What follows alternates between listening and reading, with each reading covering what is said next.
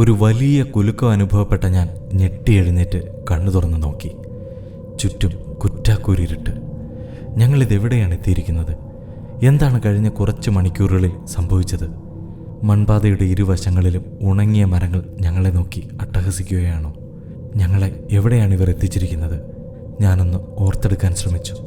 ഇവർ എന്ന് വെച്ചാൽ സമർഖണ്ഡുകാരിയായ മഹിലിയോയും അവളുടെ അച്ഛനും. ഇന്ന് രാവിലെ സമർഖണ്ഡിലെത്തിയ ഞങ്ങളെ ഇവർ തന്നെയാണ് ഇവിടുത്തെ കാഴ്ചകളൊക്കെ കാണിച്ചുകൊണ്ടിരുന്നത്. ഷഹീസിന്ദ എന്ന മുസോളിയം കോംപ്ലക്സ് കണ്ട ശേഷം ഞങ്ങൾ നേരെ പോയത് അമീർ തിമൂർ ചക്രവർത്തി അന്ത്യവിശ്രമം കൊള്ളുന്ന സ്ഥലമായ ഗുർ-ഇ-അമീർ മുസോളിയത്തിലേക്കാണ്. അതിമനോഹരമായൊരു നിർമ്മിതി. ഈ മുസോളിയത്തിന് ഒരു കരളലിയിക്കുന്ന കഥയുണ്ട്. മുഹമ്മദ് സുൽത്താൻ എന്നു പേരുള്ള ഒരു ചെറുമകനുണ്ടായിരുന്നു തിമൂർ ചക്രവർത്തിക്ക്. തൻ്റെ മൂത്ത മകനായ ജഹാംഗീർ മിർസയുടെ മകനായിരുന്നു മുഹമ്മദ് സുൽത്താൻ. ചെറുപ്രായത്തിൽ തന്നെ അച്ഛനായ ജഹാംഗീർ മിർസ മരണപ്പെട്ടു.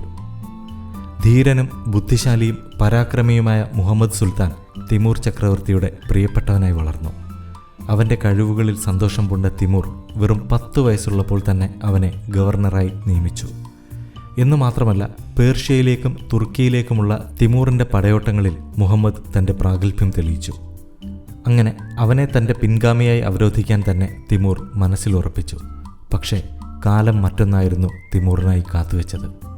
അദ്ദേഹത്തിൻ്റെ പ്രതീക്ഷകളെ ആകെ തകിടം മറിച്ചുകൊണ്ട് മുഹമ്മദ് സുൽത്താൻ തൻ്റെ 27-ാം വയസ്സിൽ അകാലത്തിൽ മരണപ്പെട്ടു.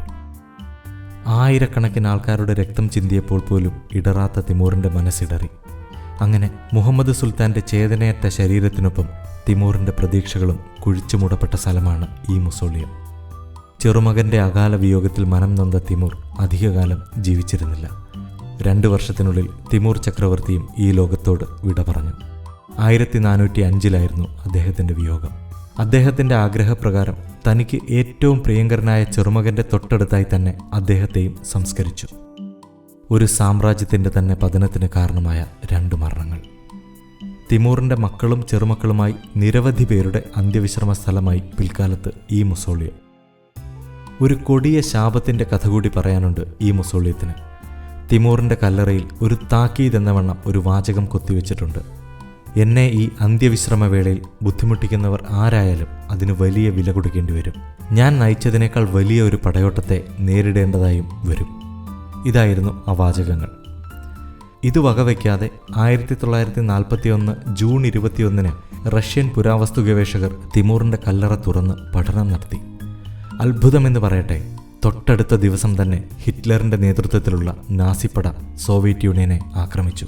ഓപ്പറേഷൻ ബാർബറോസ എന്നറിയപ്പെടുന്ന ചരിത്രത്തിലെ തന്നെ ഏറ്റവും വലിയ പടയോട്ടം. അങ്ങനെ തിമൂറിൻ്റെ കല്ലറയിലെ ശാപവാക്യം സത്യമായി. കഥകൾ കേട്ട് ഒരു വലിയ നെടുവീർപ്പിട്ട് പുറത്തിറങ്ങിയ ഞങ്ങളെ മഹിലിയോയുടെ അച്ഛൻ ആ കോംപ്ലക്സിൻ്റെ ഒരു വശത്തായി വെച്ചിരിക്കുന്ന ഒരു കൂറ്റൻ കൽപാത്രത്തിൻ്റെ അരികിലേക്ക് കൂട്ടിക്കൊണ്ടുപോയി. അവിടെ വെച്ച് അദ്ദേഹം അവിശ്വസനീയമായ മറ്റൊരു കഥ കൂടി പറഞ്ഞു തന്നു. 14-ാം നൂറ്റാണ്ടിൽ ഉപയോഗിച്ചിരുന്ന ഒരു കൽപാത്രമാണത്രേ ഇത്. അന്നത്തെ ചക്രവർത്തിമാർ ഏതെങ്കിലും രാജ്യത്തേക്ക് പടയോട്ടം തുടങ്ങുന്നതിന് മുൻപ് ഇതിൽ അനാറിൻ്റെ ജ്യൂസ് നിറയ്ക്കും. എന്നിട്ട് ഓരോ പടയാളിയും അതിൽ നിന്ന് ഓരോ ഗ്ലാസ് കുടിക്കും. അങ്ങനെ അവസാനത്തെ പടയാളിയും കുടിച്ച ശേഷമുള്ള ജ്യൂസിൻ്റെ അളവ് ആ കൽപാത്രത്തിൽ തന്നെ രേഖപ്പെടുത്തി വയ്ക്കും.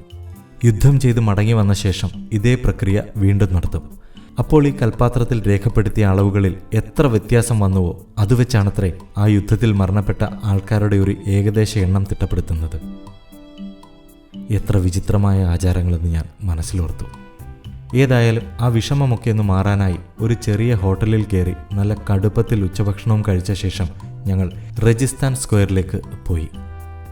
യുനെസ്കോ പട്ടികയിൽ ഉൾപ്പെട്ട സമർഖണ്ഡിലെ തന്നെ ഏറ്റവും അധികം സഞ്ചാരികളെത്തുന്ന പ്രസിദ്ധമായ മദ്രസ കോംപ്ലക്സാണ് രജിസ്ഥാൻ. ഒരു അടുപ്പ് കൂട്ടി വെച്ച മാതൃകയിൽ 3 മദ്രസകളാണ് ഇതിൻ്റെ ഏറ്റവും വലിയ ആകർഷണം.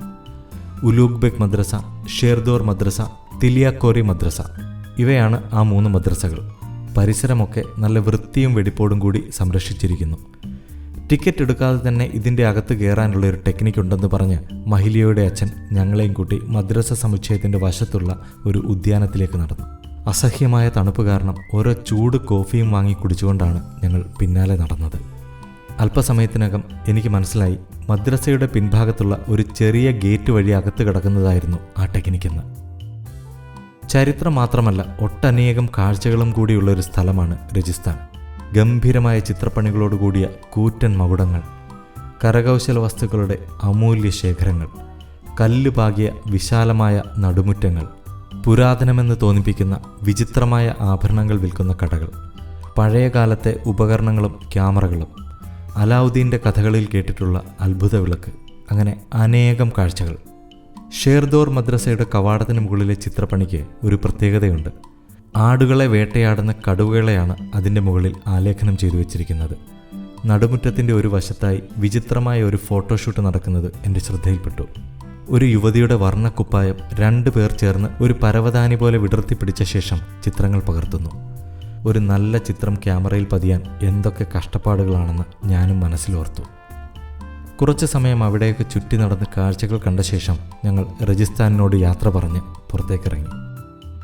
വണ്ടി പാർക്ക് ചെയ്ത സ്ഥലത്തേക്ക് നടക്കുകയാണിപ്പോൾ. മനോഹരമായ നടപ്പാത, നല്ല നിലവാരമുള്ള റോഡുകൾ, നേരം ഇരുണ്ടു തുടങ്ങിയിരിക്കുന്നു, നല്ല തണുപ്പും. നടന്ന് നടന്ന് എല്ലാവർക്കും ക്ഷീണമുണ്ട്. ഞങ്ങൾ വണ്ടിയിൽ കയറി യാത്ര തുടങ്ങി. ഈ ഉസ്ബെക്ക് സഞ്ചാരത്തിൽ ആകാംക്ഷയോടെ കാത്തിരുന്ന മഹീലിയോയുടെ വീട്ടിലേക്കുള്ള യാത്ര. ഏകദേശം 2 മണിക്കൂറോളം ഡ്രൈവ് ഉണ്ടെന്നാണ് അവൾ പറഞ്ഞത്. മുൻസീറ്റിൽ കാഴ്ചകൾ കണ്ടിരുന്ന ഞാൻ എപ്പോഴോ ഉറക്കത്തിലേക്ക് വഴുതി വീണു. ഒരു വലിയ കുലുക്കം അനുഭവപ്പെട്ടപ്പോഴാണ് ഞാൻ ഞെട്ടി എഴുന്നേറ്റത്. കണ്ണു തുറന്ന് നോക്കിയപ്പോൾ ഒരു വിജനമായ വഴിയിലൂടെ വണ്ടി പോവുകയാണ്. ചുറ്റും കുറ്റാക്കൂരി ഇരുട്ട്. ഇതെവിടെയാണ് ഞങ്ങൾ എത്തിയിരിക്കുന്നത്? മഹീലിയോയുടെ വീട്ടിലേക്കെന്ന് പറഞ്ഞിട്ട് ഇപ്പോൾ എങ്ങോട്ടാണ് ഈ പോകുന്നത്? ഭയത്തോടെ ഞാൻ പിൻസീറ്റിലേക്ക് നോക്കി.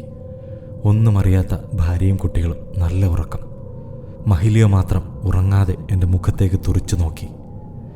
ഞാൻ സംസാരിക്കാൻ ശ്രമിച്ചെങ്കിലും ശബ്ദം പുറത്തേക്ക് വരുന്നില്ല. അവളുടെ അച്ഛൻ്റെ മുഖത്തേക്ക് നോക്കുവാനോ സംസാരിക്കുവാനോ എനിക്ക് ധൈര്യം വന്നില്ല. കൊടും തണുപ്പിലും എൻ്റെ നെറ്റിയിൽ വിയർപ്പിൻ്റെ കണികകൾ പൊടിയാൻ തുടങ്ങി. എന്താണ് സംഭവിക്കുന്നത്? മഹീലിയോ നമ്മൾ ഉദ്ദേശിച്ച ആളല്ല സാർ.